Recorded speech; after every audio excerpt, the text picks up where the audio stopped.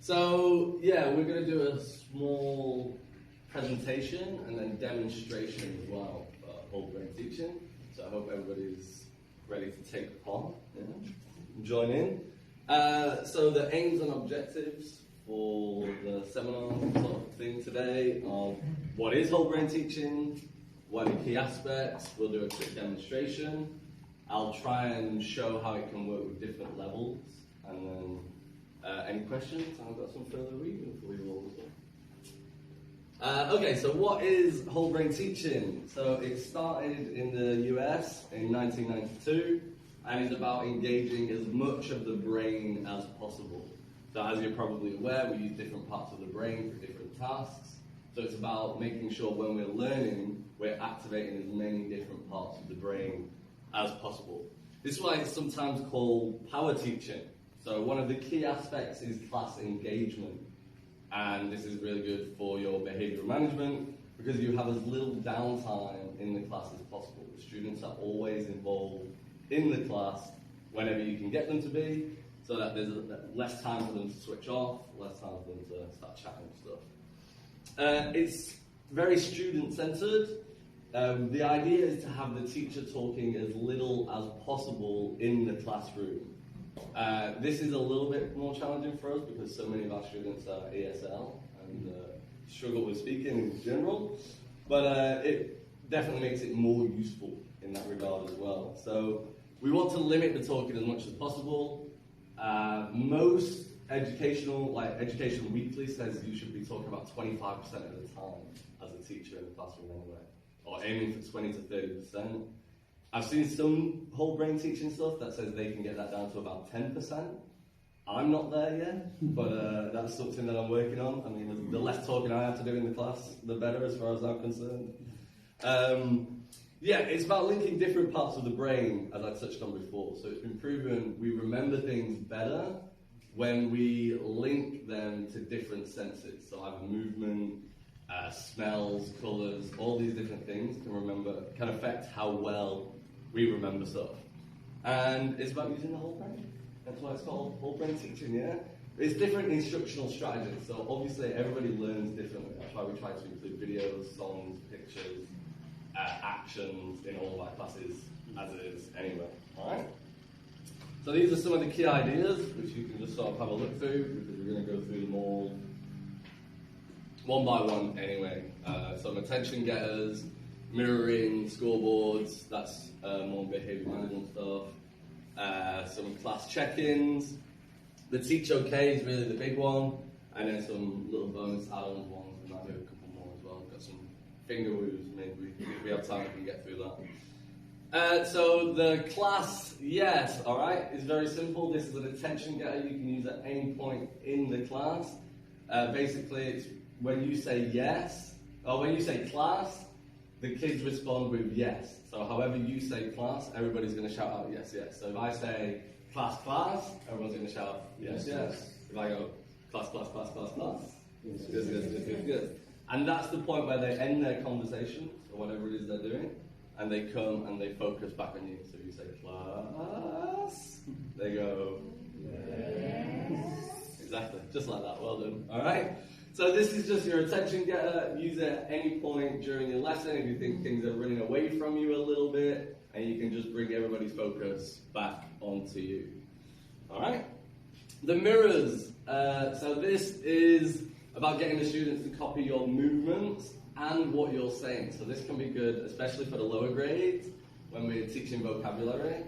It's one that I don't use quite as much in 5th grade, but I definitely think it's more useful for the lower grades. So you put your mirrors up, and everybody copies you and puts mirrors up, and from that point on, they say the things that you say, and they do the actions you do. So you're trying to link words to action. So you go mirrors up, everybody goes mirrors up, and you go boo, and they all go boo.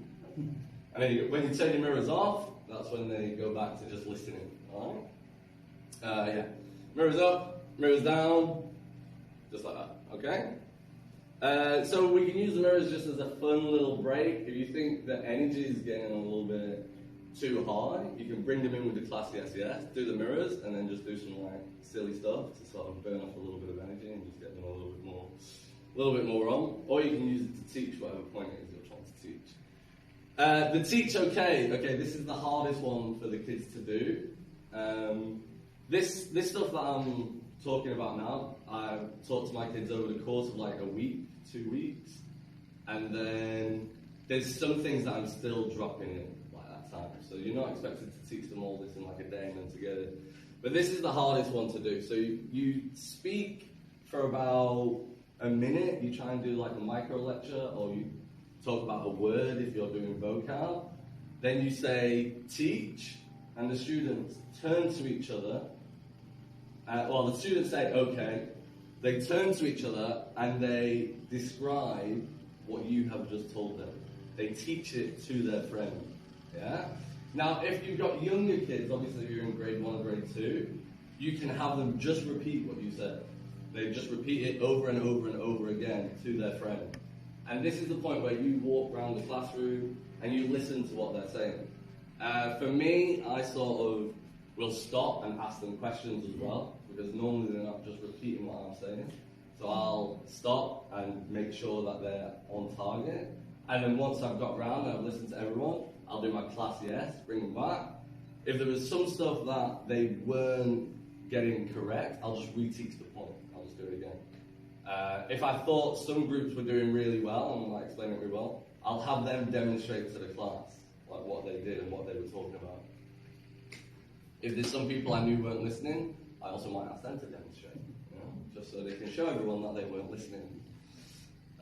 Just making them accountable, basically, for what they're supposed to be learning. This part, I do let the kids speak in Chinese. Yeah, I know sometimes we have a drive to like the classroom as an English environment.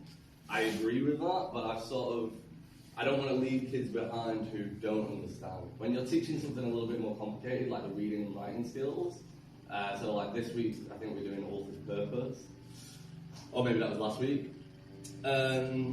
It can be beneficial for the kids to like sort of explain to each other, explain their ideas in Chinese, because you're teaching concepts as well as like actual English.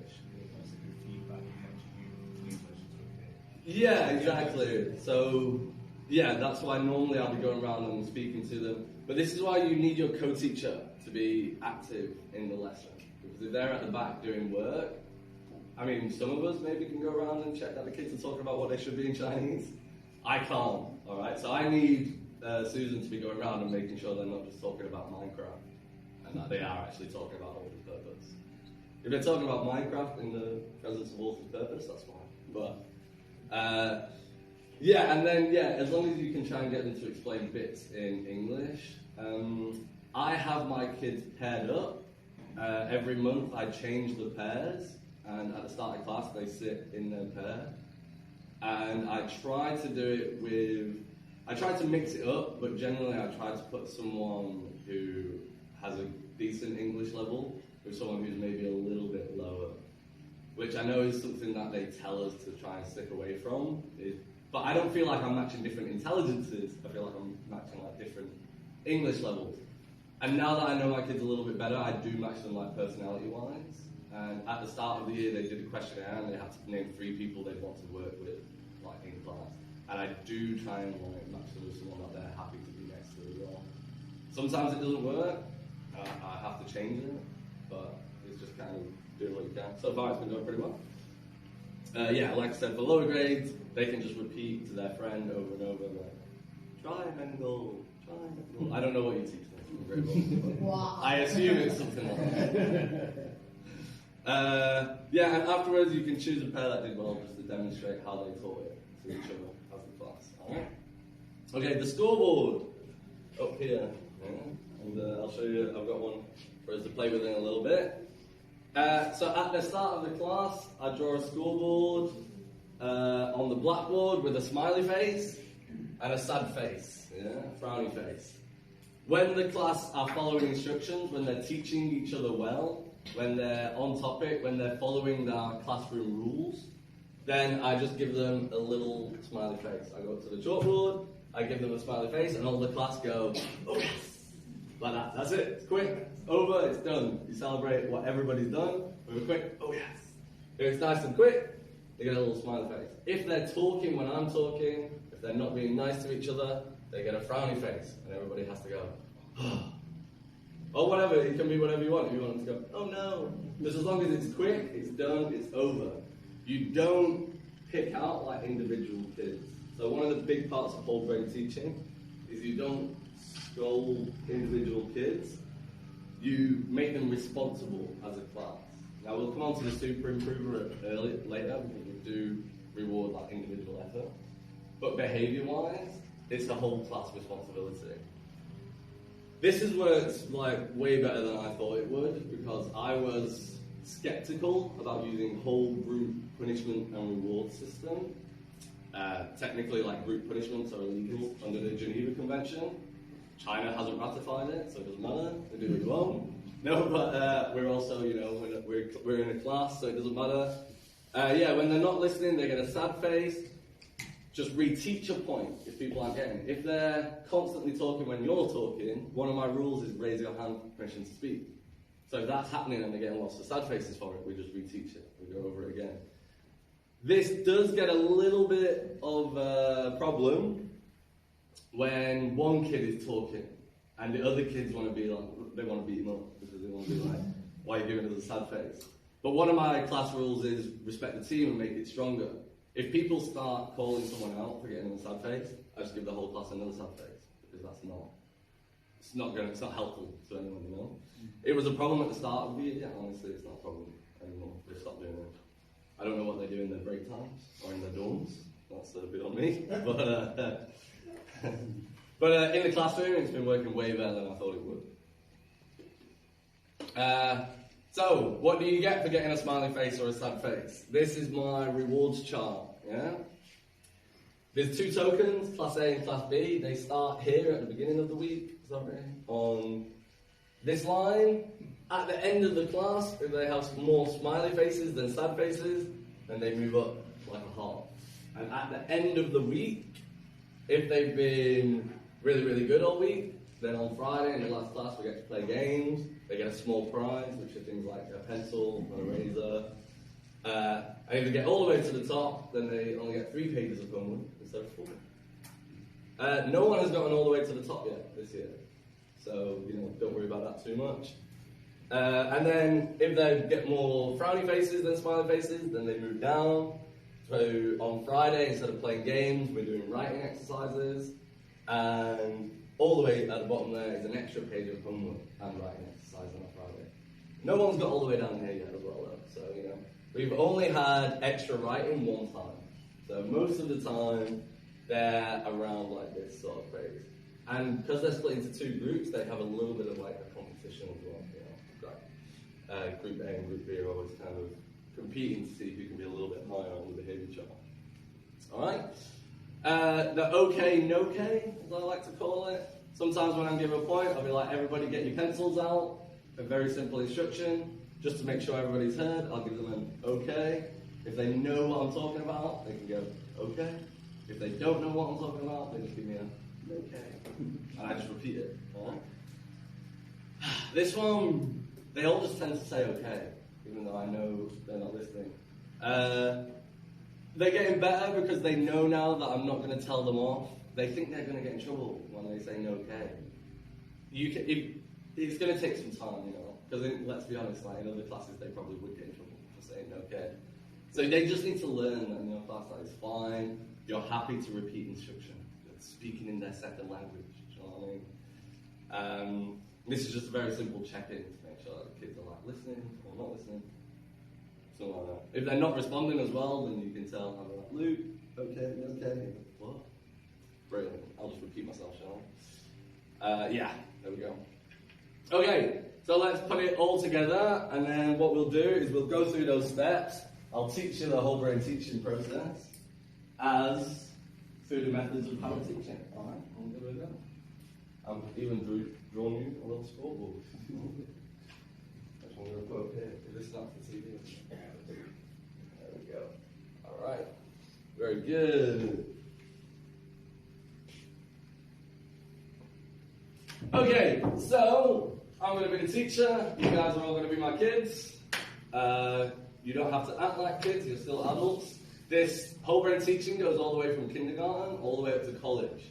So if you search for it on YouTube, you can definitely find someone doing your grade level, and you can even see them doing that all the way up to college. So, all right. So I come into my class, I say, "Good afternoon, my friends," and they say, "Good afternoon, Mr. Hurst." Excellent. Yeah. So I say, "Good afternoon, my friends. Please say good afternoon, Mr. Hurst." Okay. Okay. Good afternoon, my friends. Good afternoon, Mr. Hurst. Excellent. Okay, the first thing. When I say class, you say yes. Class? Yes. Class, class? Yes, yes. Class into class, class? Yes, yes, yes, yes. Class? Yes. Very good. Give me a woo. Nice. Next, if I say mirrors, you need to put your mirrors up, and then you need to copy the actions that I do. Dan, do you think that means you need to stand up? No, we can keep our bums in our seats and just copy with the top half. Mirrors up. Hello, everyone. Hello, everyone. Today, we will learn whole.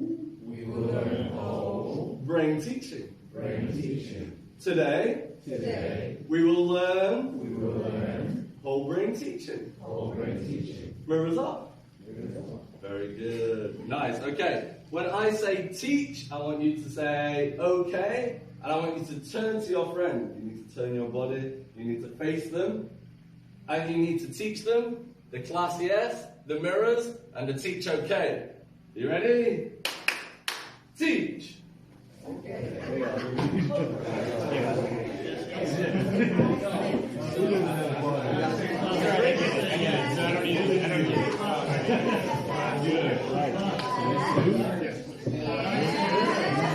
Teach me about it. Oh, I need to tell you.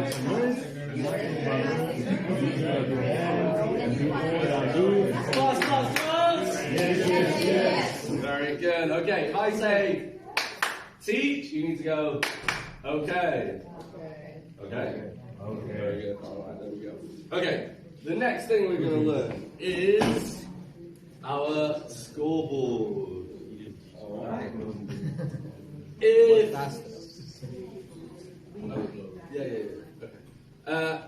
During class, if you guys are really good and you're working really hard, then I might give you a smiley face. If I don't think you're working hard and you're not following my instructions, I might give you a frowny face. The happy face means less homework. The frowny face means more homework. Alright? So obviously, we all want the happy face. So if I give you a happy face, I want everyone to go, oh yes! Alright, let's give it a try. You ready? Oh yes! That was okay. I think I can be a little bit faster. If you're not following my instructions, you're going to get a sad face and you're going to give me a big, mighty... Oh.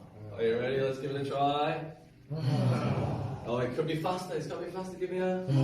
Oh, yeah, there we go. Give me a nice... There we go. That's better. All right, nice. Okay.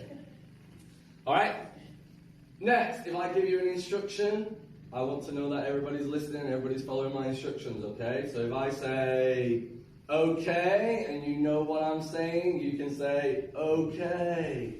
If you weren't listening or I was speaking too fast, just give me an okay. Okay? Okay. Okay, very good. There we go. All right. So when I say teach, this time I want you to teach the okay, no-K, the scoreboard, and the teach. Okay, you ready? Teach. Okay. Ooh, class. Yes, yes. Give me a big... If I go teach, I want you to go okay. If I go teach, I want you to go okay. Okay? Okay. Teach. Okay. Very good. I'll give you one of them. Who's teaching now? Is it me again? Wait, you cut you off last time. I don't know what we're doing now. Okay. Which day are we doing? Okay, let's go. Okay. So now I want you to say okay. Do I also need to do the Yes, do what I do and say what I say. Okay. Very good. Okay. So I don't know what scoreboard. Do you understand? Okay or no okay? Okay, then we explain again. Like I said, okay.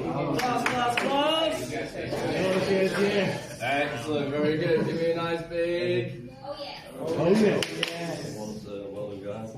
Okay, right, that's about it. Okay. Just a couple of little extra things that we can work on. The hocus pocus, alright, this is something that you only use like super rarely. So I try to use it once, maybe twice a week, if that. And basically, once you have a really important point, you're going to give some instructions, something that may be a little bit more difficult, that they have to go out and do on their own. You can do whatever call you want. I like to do I say hocus pocus, and everybody gets their binoculars out, looks at me, and goes, everybody focus. And you will get like a level of focus from your kids that they won't give you 99% of the time. Yeah? And then, like I said, the super improver is like a rewards chart, but you only can go up it. The kids can only go in one direction. And I have little gold stars that I give out, 5 stars. It means that you move up one level on the super improver. It starts from the bottom with like, I'm trying, to all the way to the top with like, I'm awesome. I can't remember what it says at the moment. And then you can put the gold stars on their work, in their reading journals, just in class if they answer a question. If you say at the start of class what we were learning this morning, one of them actually remembers, you can give them a gold star. And also, we don't like when we, the finger woos, when we celebrate success in the classroom, we don't clap or cheer anyone on. I just say like, Adam makes a really good point. I say, everybody give Adam 8 finger woos. And everybody goes, woo, like that. It's over, it's done, it's like 2 seconds. It's just like, woo. Boom, kids love it. Can you do different numbers? Yeah, if it's like really, really good, you can give them 10. If it's something like where I'm like, oh, you tried hard, but you actually got the answer completely wrong, so 2 finger woos. Completely wrong. Yeah, obviously it can work at different levels. So if I'm decoding phonics for my grade 5s, I'll put the word on the board. I start with the class yes. We do the mirrors. I say the word really long and slowly. I break it down into its phonemes. So I'll be like, shade, and then I'll have my mirrors on. I'll be like, shade, and they'll go, shade. Now I go, digraph SH, long A, magic E, long A, magic E. And we repeat it a few times. Turn the mirrors off, go on to what the word means, teach that for 30 seconds, and then I get them to teach it to each other with the digraph, the long A, magic E, and what the word means. Grade 1, what word are you teaching this week, Alicia? We're doing short A. Short A.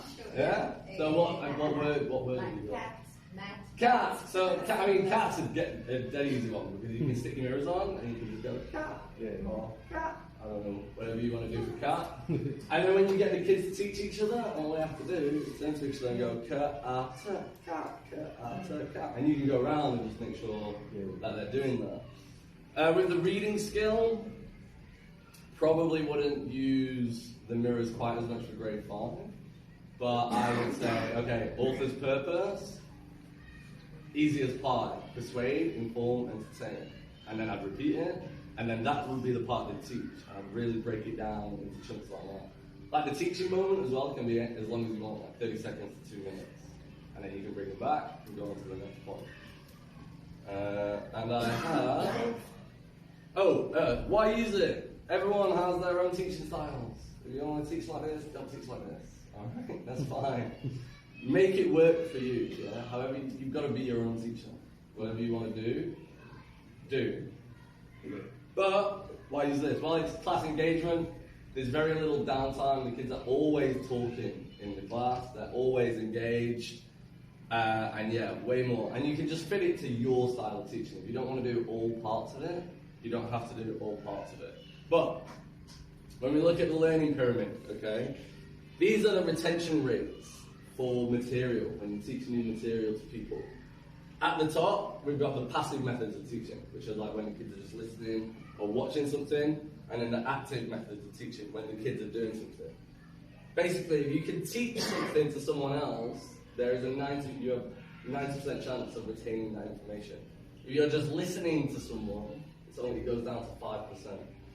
So obviously you can't always be doing this one, but you want to get as much active learning in the classroom as possible. Yeah? And I've got some little handouts that you can use here. This is the magic circle. So this shows you how to go around with the class yes, the mirrors, the teaching, and gives you an idea. And also, there's some resources on there for like some different. I'll put them all in the group as well, obviously, with what you can search on YouTube. If anyone really wants, I've got some books as well, like if you really want to. And then this is like a step-by-step guide on how to do the first lesson when you're first introducing whole brain teaching, starting with the class yes and going on to the teach okay. So this actually, I say one lesson, it's actually something like two, because we're grade 5, so obviously it's going to take a little bit longer depending on the kids. But this is just like a step-by-step instruction. So I've got 16, so you take one, pass one, and yeah, I think that's it. Anyone got any questions? Thank you. Any questions? Yes, Barbara? I wanted to just say, I've had the pleasure of observing Joel in his classroom. And if there's something that I just couldn't believe is that they are all on task, they are all paying attention to them, they're all engaged, and they're active because they're doing stuff all the time. So they're always paying attention. If there's something happening in class that's interesting to them, they're being called upon to perform. And it's not perform, but like to do their work. And it really makes a lot of difference. There's a lot of active engagement out there. Definitely worth going through. I don't know. Thank you. Yeah, anybody's welcome to come in. I've actually been super sneaky. This last video is actually me teaching. If anybody does want to watch me teaching, I've had to film a couple of classes this year, so that last one is me. I don't know if I've printed enough, but I can put the digital version in the group as well of the handout. So yeah, everyone's time. The first resource there is the Whole Brain Teaching website. That's great to just get started off. That's probably where I'd be getting you interested. Any other questions? Anyone think like, Joel, this just isn't going to work with my kids? How do you do this through this? This is stupid. No? Okay, I'll ask you. Do you have any like kind of like rebellion from kids, like from time to time? So I've got 2 kids who you might know, Jesse and Luke. And Luke just is very clever, but doesn't really want to be involved with everyone. I mean, one of the biggest critics of this is that for the introverted kids, it's not really as strong. I just try to take that into account when I'm pairing them up, and also like when I'm calling on them. So obviously you've got to have different expectations for different kids. You want them all to be doing their best. Sometimes just because a kid doesn't want to like talk in class doesn't mean they're not involved in the class. But I'd say that's probably the hardest bit, is making sure that everyone's involved and trying to get involved with kids who just don't want to do it. If partnering them with someone who they want to be partnered with helps. And just when you go around and you're listening to kids, spend a little bit more time actually asking them questions. Do you think there's probably a cut-off point at which, like, you know, this isn't going to... I mean, a lot of, like, the ideas you're drawing on are, like, very useful, but these, like, specific, like, strategies. Mm-hmm. Do you think there's a cut-off point at which kids probably would just start rebelling against it? Like, maybe... I mean, if you came into, like, year 9, let's say, in, like, a UK classroom, you'd be like, no, you know... Yeah, I mean, obviously that's going to happen with any teaching. If you walk into that type of classroom, though, they're going to be like, yeah, no, I'm not doing the lesson anyway. So at that point, it's like, you know, what can you do? Set them threaten. Nah, yeah, definitely. But this is why, if you watch on YouTube, it gets taught at every single lesson, every single age group, and obviously different parts are going to work better. Like if I walked into a year 9 classroom in the UK, I would be doing them. Yeah. So the idea of like having them explain things to each other is obviously like... Yeah, the Teach OK is the main part of whole brain teaching, and that can be used at pretty much any level. Yeah, so. First of all, I just want to, I mean, I think what's nice, just to get back to what you said, is maybe you can adapt to the age group that you have working with, and just adapt one activity and what actions you can actually do with them to suit their level maybe. for you, doing the whole brain teaching, and I know it's fun activities and it's going to get all the kids involved, is just one of the concerns that came up with me was time management. Because, let's say, for instance, teaching the phonics, there are 20 words to go through, and also want the kids to practice it, so they need to create their own sentences. Also, we'd like to let them teach a sentence that they created back to the class. But if we're going to do the right mirrors and teacher okay and all those things, it does take up quite a lot of time. And already as it is, we jam pack just to try and rush through it to get that stuff done in that lesson. Do you ever feel that doing this whole brain activities sometimes you don't get through your lesson, you have to skip a couple of parts, or it has to overlap to the next level? So I managed to teach all the content, but not every class is a whole brain teaching class. So I do have some classes where we just have like a review class. So normally my whole brain teaching classes, I don't do worksheets or vocab journals. And we spend a class. So I think you guys do constantly do 20 words. Yeah, so I can normally get through all the decoding words plus the decoding phonics in like one lesson, because the kids aren't doing any writing or anything. So we go through the phonics sound, and then we go through all the words. But then we have a class later in the week where they update their vocab journals and do review worksheets. And in that class, I don't do any teaching. I just go around and work with the kids, and they just do the worksheet and the vocab journal. And I found that's, because yeah, you're right, it does take up a lot of time, and we're like super pressed for time. I honestly think the schedule that we have, we should be teaching like, everything we do should be over 2 weeks really. Like if we really want to teach it like the way that we would want to, but I don't know any teachers anywhere that really teach 100% the way they want to, like all the time.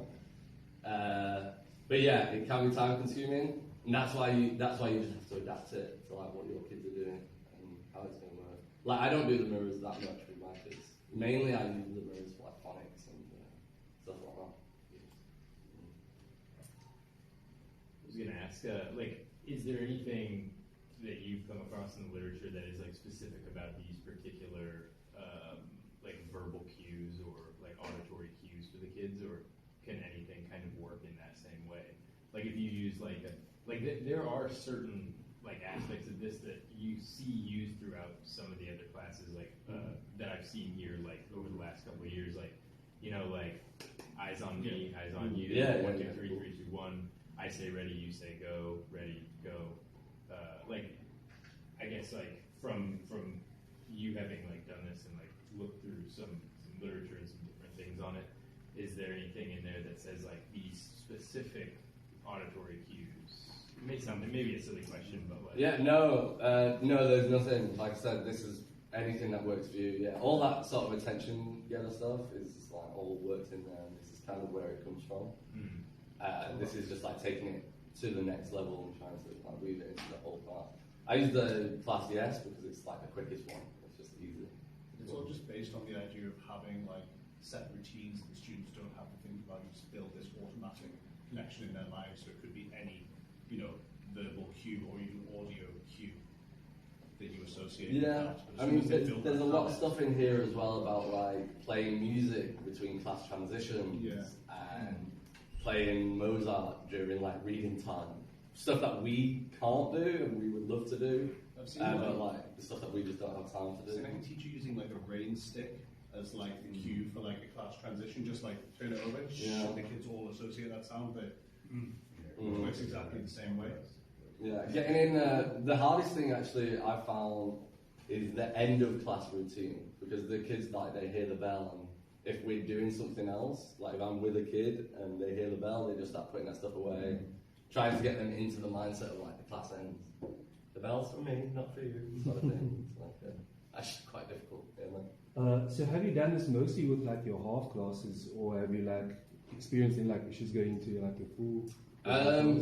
I do it with all of them, so I do it with the big class and with the small class, because we actually do the challenging vocab as a whole class. But the only problem I found with that is it gets pretty loud. So when I'm going around and checking if people are saying the right things, it can be difficult to hear the kids that you're next to. let alone the kids that are like quite far away. And lots of kids are like super energetic when they do it, so I can hear some kids from like over there when I'm trying to listen to something here. It's definitely easier in smaller classes, but it is doable. Have you taught them when it was your whole class, or Yeah.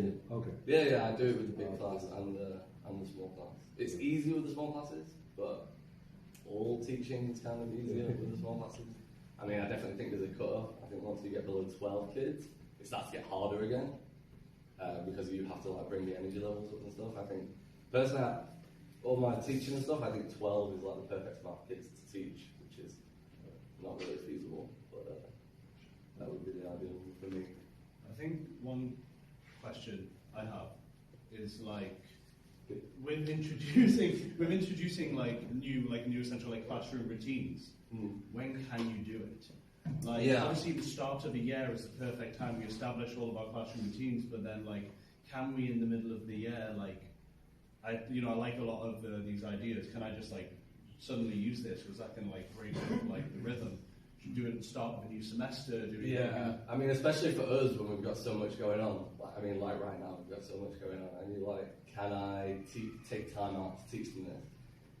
The literature says you can. I started it. I learned about this in towards the end of the school year last year, and was sort of like, I didn't implement it because we were going into finals and we were going into the final unit, and I had the same concerns. After any big break is going to be okay, so the start of next term would be like probably the ideal time. I mean, obviously the start of the year is the ideal time to do it, but the start of the term is probably going to be the next best time for us to do it. But you can start with anything, especially if you start it slowly. So start with 1 week is the class yes, the next week is the mirrors, the third week is the teacher case. So you're only bringing in one new element to the classroom each week. One benefit, say you worry about impacting the rhythm. What rhythm? True. We're at a constant state of transition, so why not start there? So I tell my kids as well that this is how they teach in middle school. This is like middle school style learning. So that I'm like, you're in 5th grade, some of you are going to go into grade 7. So if you're in grade 2 and you're worried about bringing it in, you'll be like, okay, so far we've been learning the way we do in grade 1, but you guys have been doing really well, so I'm going to bring in some stuff that's like for grade 2, grade 3 kids. Liar.